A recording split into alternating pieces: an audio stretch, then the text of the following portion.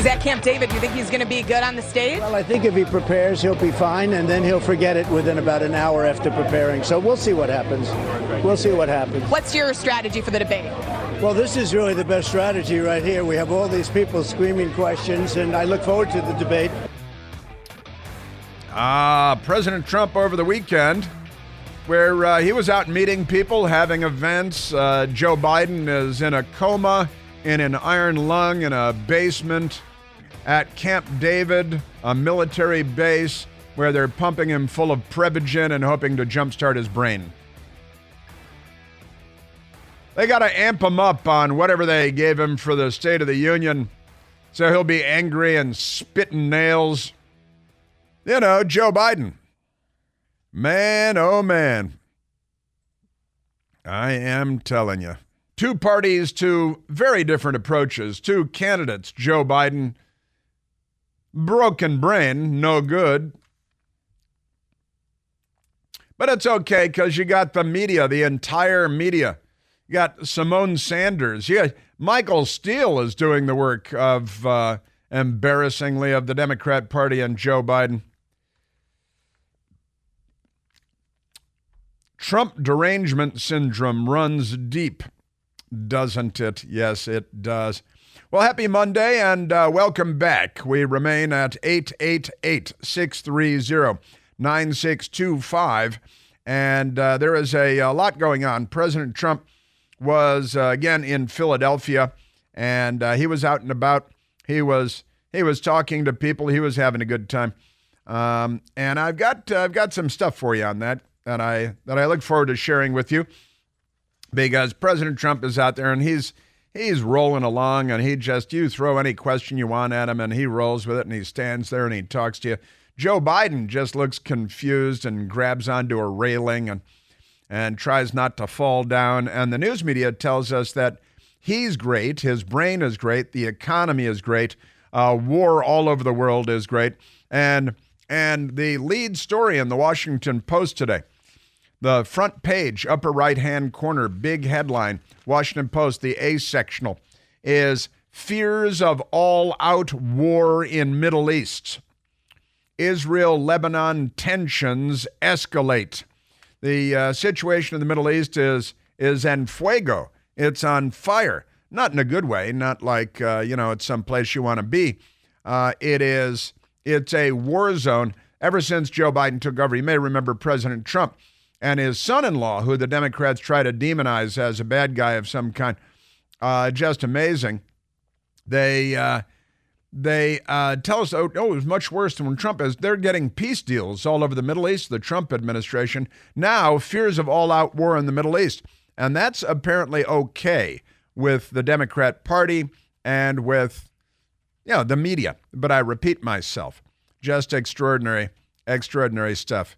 Yes, indeed. And the stories of war in the Middle East, one attack after another, just extraordinary stuff. The I-24 news out of Israel. Rhetoric, the discussion on I-24 Israeli television news is about Lebanon invasion. The discussion of invading Lebanon, Israel having to invade because they're firing missiles and rockets into Israel, trying to kill as many Jews as they can, kind of like the Democrats in the United States of America. Attacking Jews at a synagogue in Los Angeles over the weekend. And where else? They got all this stuff. The Jews had to, in New York, don't wear your Star of David, don't wear a yarmulke, don't identify yourself as Jewish out in public. I am telling you. Now, with that said, also the big color story on the front page of the Washington Post today is pictures of 4 people. They're white people. They're all white people because they're racists at the Washington Post. At least they didn't hire Rat Boy, that's his actual nickname, to be the executive editor of the Washington Post. He's going to stay in England and be Rat Boy there. But they've got 4 pictures, large pictures, like 4-inch high pictures of white people, 2 male and 2 female white people. I can identify them as that because I'm a normal person. And the headline is, These are the, quote, double haters, end quote. They may decide the election.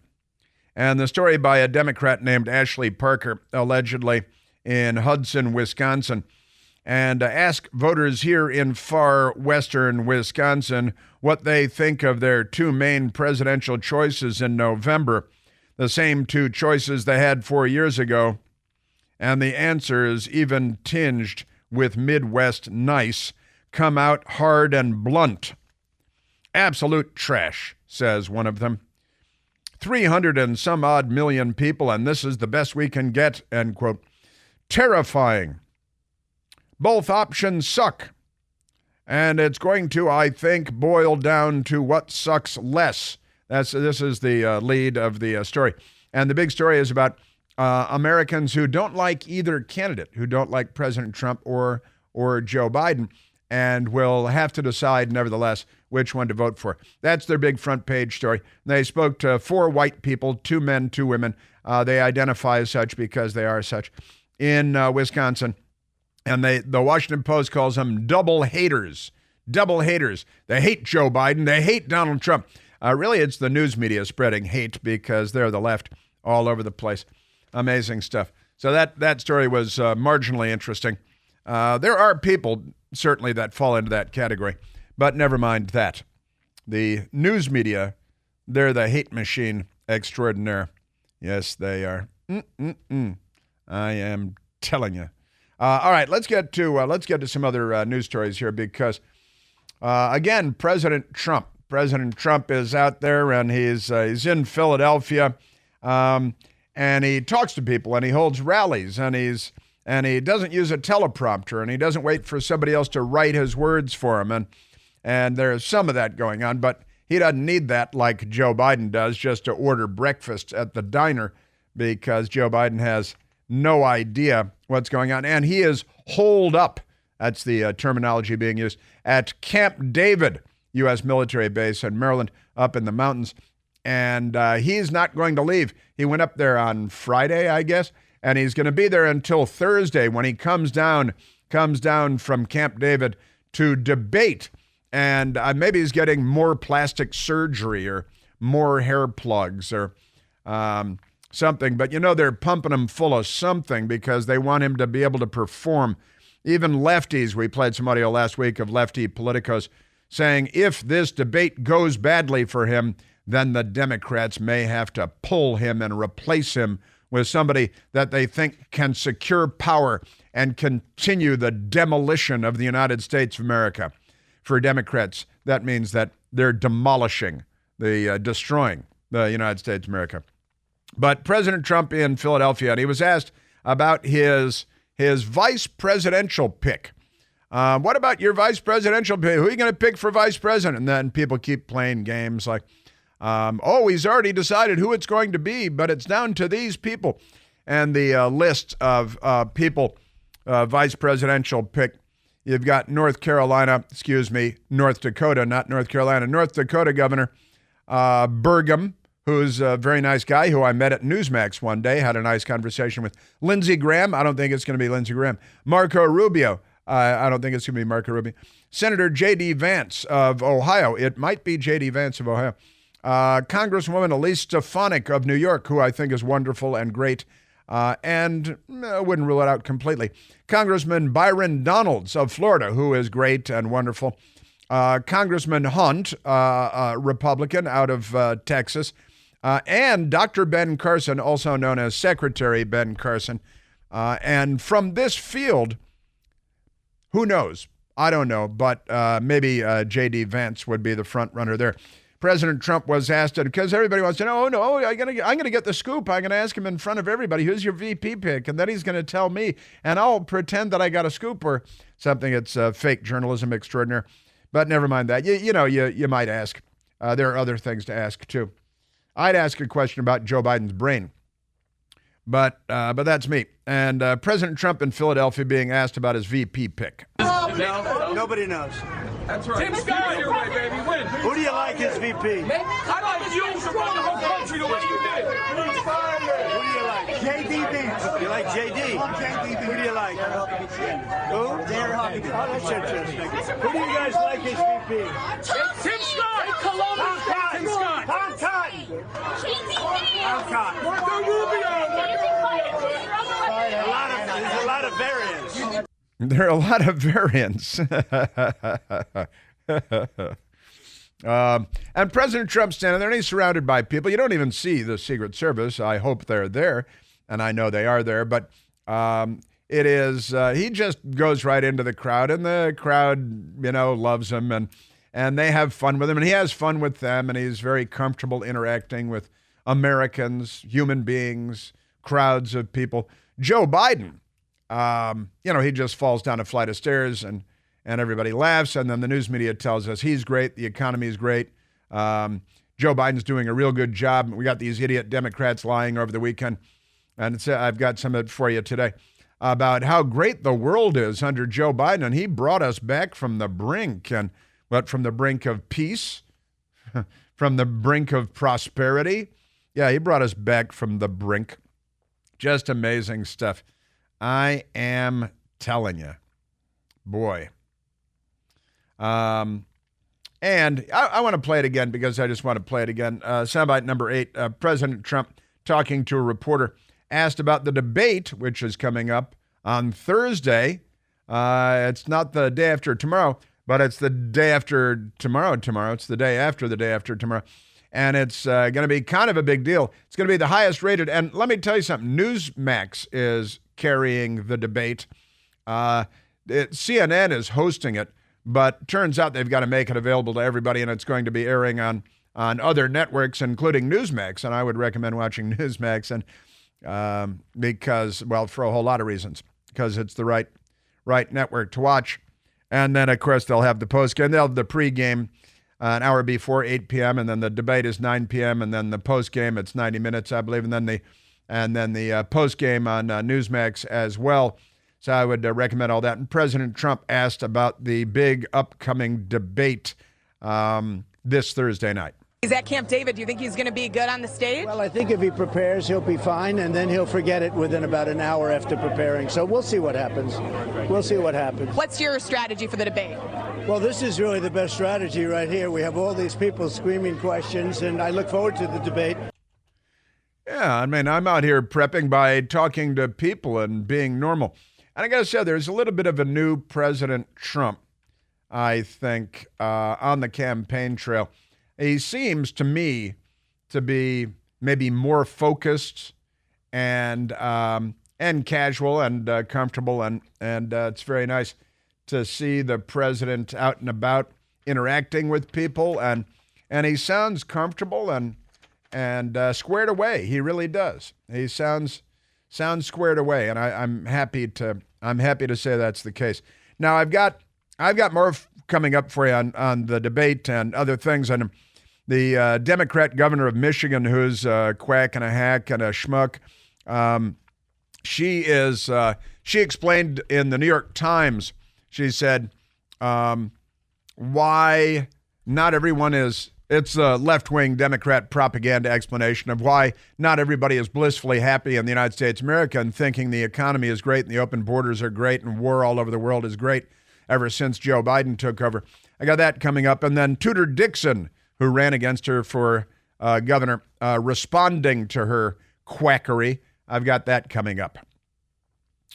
As well as, a lot more, let me just tell you.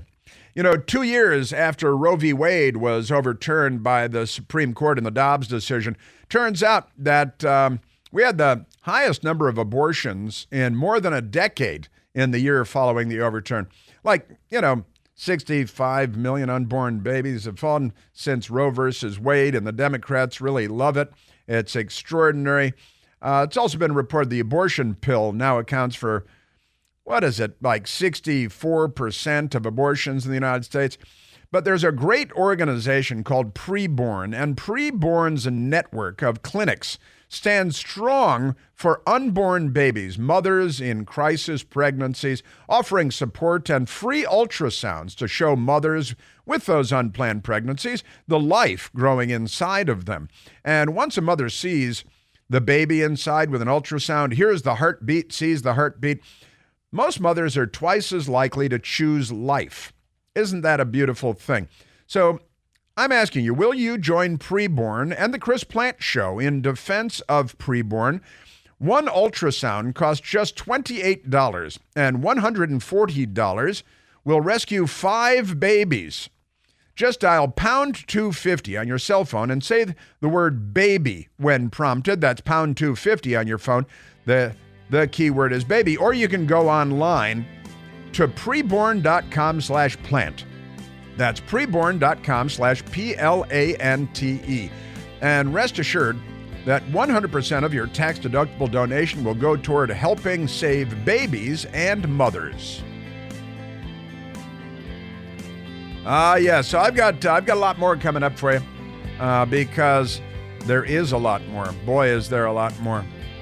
And we've got CNN being CNN. Where do you hear this stuff? On CNN, Casey Hunt. Have you seen this? Trump spokesperson Caroline Levitt was on there. And let's just say it didn't go very journalistically. That is coming up too.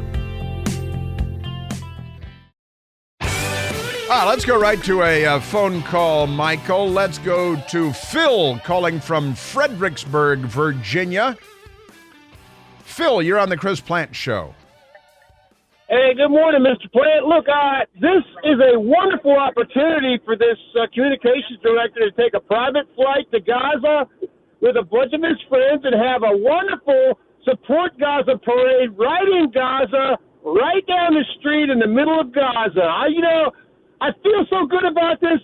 I mean, I would almost donate to buy a ticket for him to go over there and to have that parade. I think that's an excellent recommendation. Tyler Cherry is the person that Phil is talking about, who has just moved from the Interior Department in the Biden administration as a communications person to the White House, a big promotion for Tyler Cherry, who hates the police, says they're white supremacists, slave vendors or something, and like Democrats. And what else? Abolish ICE, and he loves Gaza, and he hates the Jews. And it's true, Phil. I thought about that this morning. The gay pride parade in Gaza starts on a rooftop and ends on the ground after they throw the gay people off the rooftops. And this guy is a cross-dressing freakazoid lunatic, which is why he got the big promotion in the Biden administration, of course.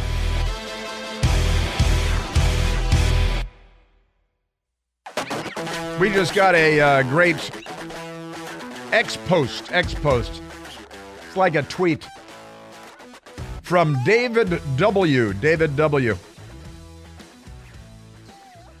Now listening to the Chris Plant Show from Copacabana Beach in Rio de Janeiro. Isn't that great? Look at that. Is that a beer I'm looking at? I think that's a can of beer, isn't it? Let me see. Rum chop. Yeah, looks like a delicious beer. Ice cold can of beer, and there's the beach and the ocean, Copacabana, Rio de Janeiro. Listening live. You know why?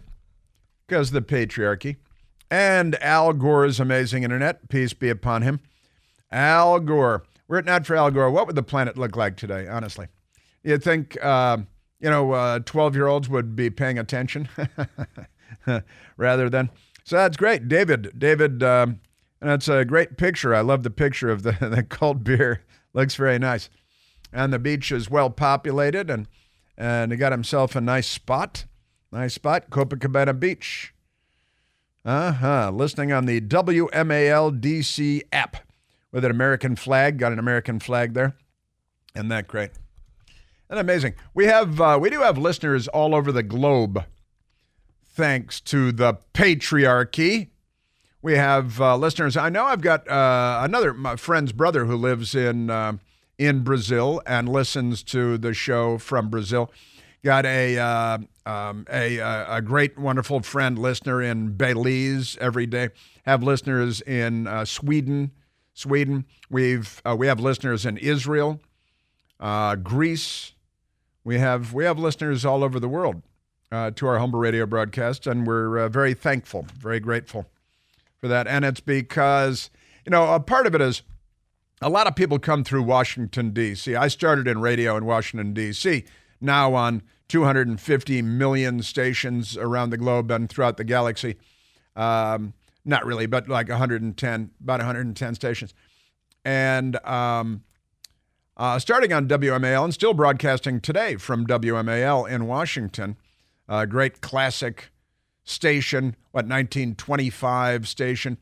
And a lot of people come and go through Washington, D.C. And if you're pro-American, if you're conservative, WMAL will likely become your radio station. And then you move to Chicago or California or Alaska or Belize, and you keep WMAL as your radio station, thanks to Al Gore's amazing internet and the patriarchy. So people then go Japan. We have listeners in Japan.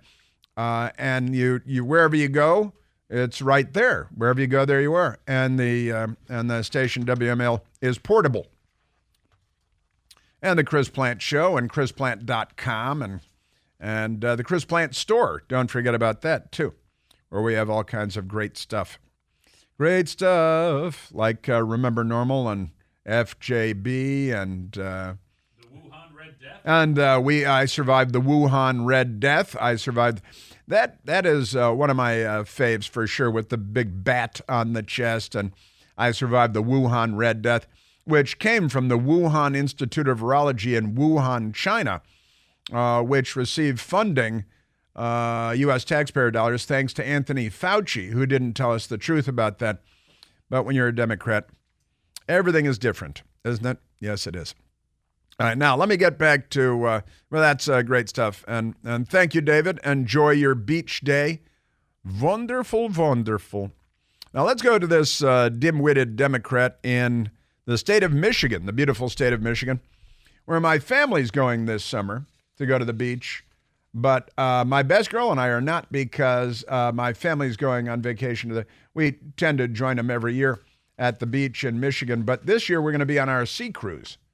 Going to be on the annual Chris Plant Sea Cruise starting in next month in Amsterdam, and then doing Scotland and Ireland and Wales and England. We tried to make it a mostly English-speaking trip this year. But now let me get back, enough about me. Let's get back to the dim-witted governor Democrat of Michigan, Gretchen Whitmer, who wrote in the New York Times, perhaps you have heard of it, the New York Times. She wrote, now, why are Michigan voters, and she's writing in the New York Times about Michigan voters, because it's all a great big Democrat Party circle fest in a hot tub, right? And don't go near that hot tub, just by the way, for all kinds of health reasons. But she wrote, people are stressed out. That's probably somebody else wrote it for. People are stressed out. They're just trying to pay the grocery bill, get the kids off to school, show up at their job, and maybe get a little bit of sleep at night. I was relieved when I saw you get a little bit of, and then it turned out to be sleep at night. Individuals feel like their situation is pretty good. This is what she said. Americans out there in Michiganders feel like their situation is pretty good. And this is what they keep telling us, right? They keep telling the world is on fire. And they tell us, isn't the lighting nice? It's mostly peaceful. While they're rioting and burning our cities, they tell us it's mostly peaceful. Now, she says, yeah, sure, people are stressed out, but individuals feel like their situation is pretty good. And this is what they keep saying. Forget about the economy and grocery prices, gas price, the price of a car, the price of rent. The price of a home hit an all-time high in U.S. history on Friday. I shared that story with you, and honestly, and then she types, but everybody feels really good individually. Individuals feel like their situation is pretty good, but the rest of the economy is not good. Now, what does that mean? That means individuals feel like their situation is pretty good, but the rest of the economy is not good. Oh, okay, well, that makes sense, schizoid girl. Back off the drugs, whatever drug you're doing. And she says, we've got to make sure that people appreciate all the different things that are happening in their communities. They love that word, community. Because of the work that President Biden has done. Right. Well, we got the crime and the shootings and the carjackings and the illegal aliens and the homeless people and the prosecutors that let the criminals go and the jails that are overcrowded. And we got war in the Middle East, and we got the radical protesters that are anti-Israel and pro-Hamas. We've got war in Europe and tens and tens of billions of dollars being hurled at just perpetuating a war with no peace talks going on of any kind, thanks to the United States and the fake United Nations, which should be converted to condominiums in New York. Everything's going great. And they say, every person killed in Gaza is a child and a girl child. They can identify girls and women over there, but not here. Pretty amazing stuff. And they lie about everything. And so here she is, the dim-witted Democrat Governor Gretchen Whitmer, who had all kinds of episodes during Wuhan of like all the Democrats, telling everybody to batten the hatches and stay home and wear a mask and put a helmet on. And she's out flying around and going to the beach and going to restaurants and stuff. The typical Democrat Party stuff, right? So we got that. And yeah, everything's going great. And as long as you don't pay attention to the 2 men arrested for the strangulation death of a 12-year-old Houston girl whose body was found in a creek, and as long as you don't mind the mother of 5, Rachel Morin, being murdered by an illegal alien in Maryland, and the murders and the rapes and the attacks and the gang members and the women being dragged down the sidewalks of New York by illegal aliens on their stolen scooters. And Joe Biden's really made everything much better. Just amazing stuff. And by the way, since I just mentioned the 2 illegal aliens strangling the 12-year-old girl and leaving her in a drainage ditch, and it's not clear whether she was raped or not, but the news media can't say, right? And their medical examiner is still looking, but they did tear the 12-year-old girl's pants off. That we've learned, but they don't want to leap to any conclusions. So 2 men arrested, apparently due in court today, but they're not going to go. Their lawyers will appear. Their lawyers are Democrats. Amazing stuff. And Ted Cruz on Twitter over the weekend pointed out, and I actually pointed this out on Friday, he may have tweeted this on Friday, that the Associated Press, in their big story, 2 men arrested in strangulation of 12-year-old Houston girl whose body was found in a creek. It's really a drainage thing. Ted Cruz pointed out, AP is fundamentally dishonest. Quote, 2 men, end quote. Entire story doesn't mention that the murderers were illegal aliens. This is not journalism, and hundreds of smaller outlets will run this word for word. That is exactly right. And the news media is the most corrupt institution in America. Amazing. Stephen Miller on Twitter. Biden freed 2 illegal aliens into America, now charged with the most heinous and evil crime against a child. This is how the AP covers it. Shameless. That's right, and they just don't mention it because it doesn't serve the interests of the Democrat Party. And the Associated Press used to be, right down the middle, and now they're not. Now they're not. And they produce what they call the AP Style Guide, which is followed by newsrooms all across America. And you don't refer to illegal alien child murderers as illegal aliens or say they're illegally in the country. And MSDNC, if you say they're illegal aliens, you're shouted down. We call them undocumented child rapists, I mean, honestly, what is you people are mental. Now, there is an intelligent woman, a much better woman, a woman much better than the current governor of Michigan, Gretchen Whitmer, and her name is Tudor Dixon. Tudor Dixon ran for governor in Michigan and lost, and that's a tragic reality that has doubtless led to more murders and more crimes and more mayhem. But Tudor Dixon was on the television this morning on the Fox News channel, and I was watching it for you even before the sun came up, talking about the debate, which is coming up on Thursday night. And again, it's about the news media, CNN moderating. That's a euphemism. And I'd like to point it out because it's true. Jake Tapper, former Democrat, Capitol Hill staffer, Trump hater, Trump derangement syndrome, worked for the Democrat on Capitol Hill whose son married Chelsea Clinton. It's all a circle fest in a hot tub. and the woman that should be governor of the state of Michigan, Tudor Dixon, this morning on the debate, what we should expect Thursday night, the big debate hosted by a couple of Democrats. Look, I think the debate is going to be a challenge because Donald Trump isn't walking in there and debating Joe Biden. Donald Trump is going to be out there trying to argue against Jake Tapper and Dana Bash, who have made it very clear that they do not like Donald Trump, and their goal is going to be to trip him up. And so he has to be prepared to go up against them. They're not going to push on Joe Biden. They're not going to make this challenging for Joe Biden. They're the communications arm for Joe Biden. They're going to try to prop him up. It's not a fair debate. It's not a fair debate, and it's clear for all to see that it's not a fair debate. You think they're going to ask him about Joe Biden, about the most expensive home prices ever, about rents going through the roof, about insurance and everything skyrocketing. And just 6% of people that rent in the United States earn the $120,000 that is required to buy a home, to buy a new home. And the Democrats could care less. Honestly, they couldn't care less. I've been corrected on this once already, and correctly.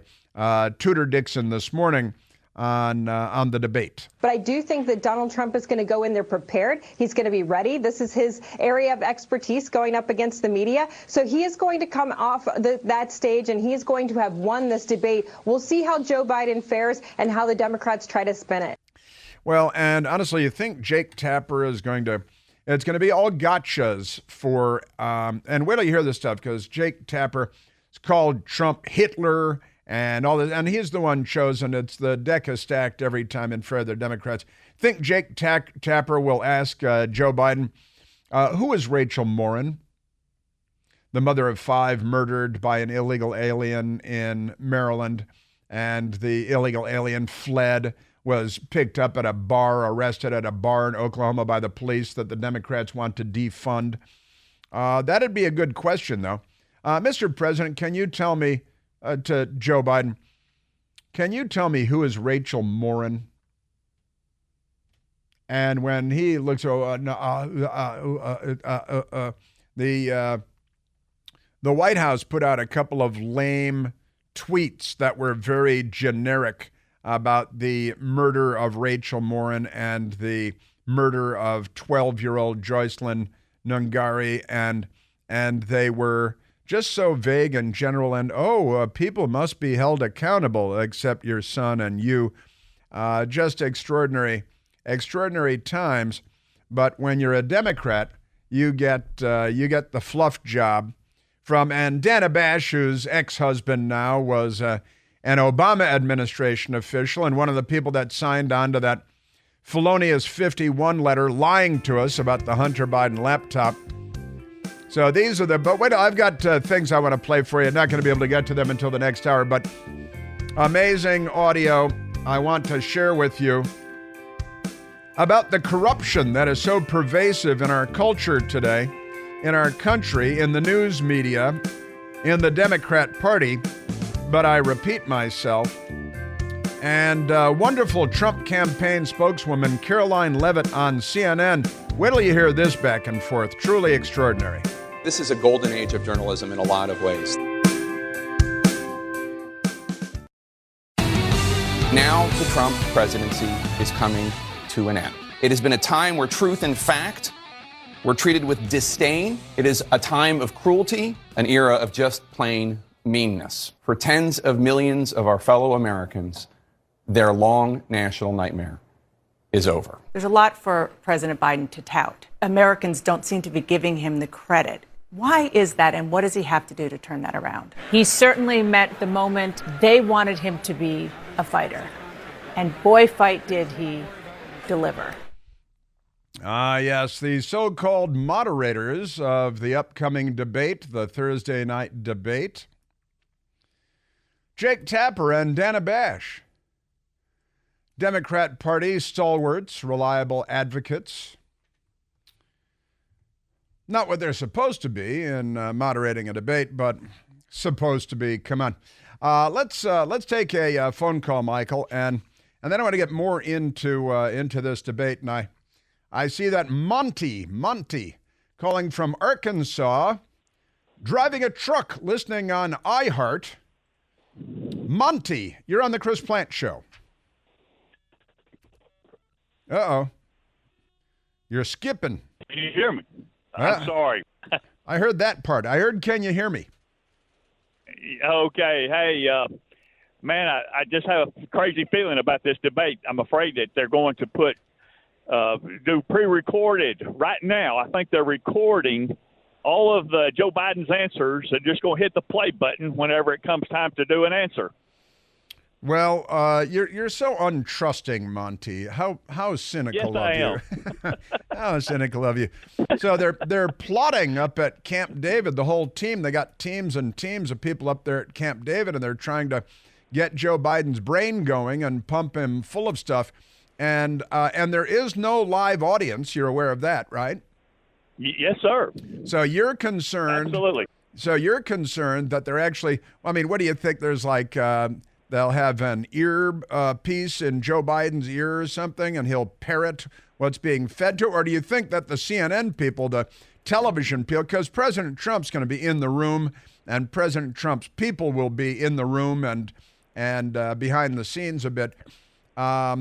But this is the point we've reached, Monty, in our country. We've become such a third world country at this point that we have no faith or confidence or trust in our institutions, including our news media, right?